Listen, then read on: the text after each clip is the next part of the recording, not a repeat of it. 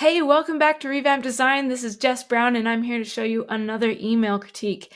I wanted to really highlight this one because there were some points that I think could have really made an impact, but this email kind of fell flat, and I want to show you why so that you don't end up making the same kind of mistakes. The first thing you'll notice, the subject line has a little bit of an error there. It says line 1 in the curly brackets. That just means that something went wrong with the email send, and sometimes this happens, of course, but you can generally find this out if you're doing enough testing internally before you actually hit the send button on your campaign. So that's just an unfortunate mistake. But the problem is, I don't know, like, a big announcement, but like, why is it big? What does it have to do with me as the reader? And so it's super vague when it should be pretty precise and pretty engaging and really relevant to me as a user. So I'm still giving this a 1, and also the mistake definitely plays into that, but that's not as big of a deal as I think the rest of it is, especially once we look at the actual email itself, as you'll see right in here.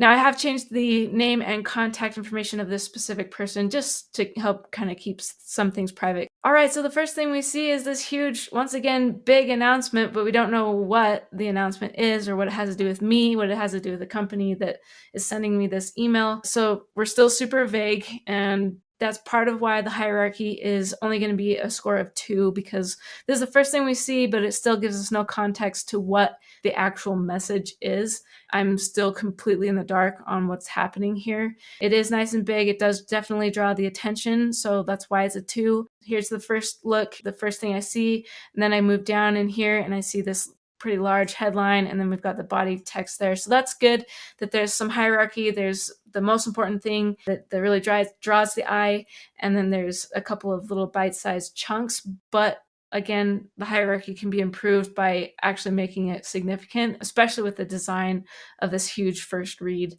That would be very important to fix. However, if we go into the value of the email, the next pillar of email design, we see where this email really went wrong. All it says is, I've moved to a new company, different company, same great service. Please call me and email me if I can be of service. Since this is a financial company, this is really important to me as a user. And so I really want to know, is this going to affect my loans or this other services that they're providing me? And I honestly have no idea still what this means for me and what this means as far as like the relationship that we have from client to the service provider. Luckily, it doesn't actually affect me personally anymore, but this would be a huge stressor for me to get this email and be wondering, is it just this guy that's moved companies, or is it his company has been rebranded or acquired? I don't know. And nothing in the email tells me what has really happened. It just says that he has moved to a new company. So I have no idea, how does this impact me? This is great for knowing that I should be seeing this logo now for other correspondence. I do know that it'll be important for me to recognize this name of this company, but I don't know, does that impact my loan? Does that impact, I have a ton of more questions as a result of this email than I have answers. And I really think that this is the key part where this email just kind of fell flat. And so really, this is something that you need to take into consideration whenever you're doing something, especially when it could be stressful for the receiver. Really consider what it is that they're going to get out of the email, and make sure that we're answering all of the questions that may be some legitimate concerns as a result of announcing something like this. So if we're moving to a new company, does this affect the relationship between me and this person? Does it just affect the fact that there's a new brand associated with this person? Give me some more details. Tell me what's going on and how this affects me. So the value for this email, I'm going to give it a score of 1, because it really, all it did was stress me out and give me more questions. As far as the CTA for this email, I'll also give it a 1. The only thing that it says that calls me to action is this line here that says, please call or email me if I can be of service. But I have no idea still what it is that I need to have you do for me other than what we've already been experiencing with the client and service provider relationship. I have no idea why I would call you or email you about what, other than maybe now I have a ton of questions as a result of this email.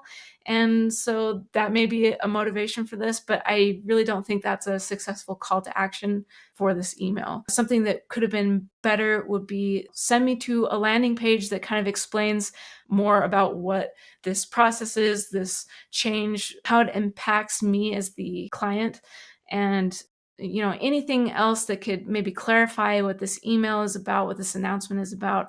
Something along those lines would be a really effective way to call me to action and for me to be able to do something as a result of this email rather than just create confusion. All right, so that leads us into our final pillar of email design, which is urgency and relevancy to the user. And I actually will give this a score of 5 because this is a type of email that would be extremely urgent and very relevant to me as a user. Do I think that they executed it properly? Not really. That's where the value section of this score comes in. But the fact that they did send me an email to make me aware of this change is very important, is very relevant. And I would definitely encourage you to do these kinds of things where if there's some kind of big change, that's a really important time to send an email. Or even if you're changing the staff personnel that is in charge of the specific relationship that I have with the company. So if I'm always seeing, this one person and they've either left the company or something has happened and they're changing positions, I need to know who it is that is going to be my point of contact. So that's a really urgent, a really relevant reason for me to receive an email and for me to open the email. So I will give them a score of 5 because that is a great opportunity for an email. All right, so the final scores for this email, the subject line is a 1. The value to me as the reader is a 1. The hierarchy is a 2. The CTA or call to action is also a 1.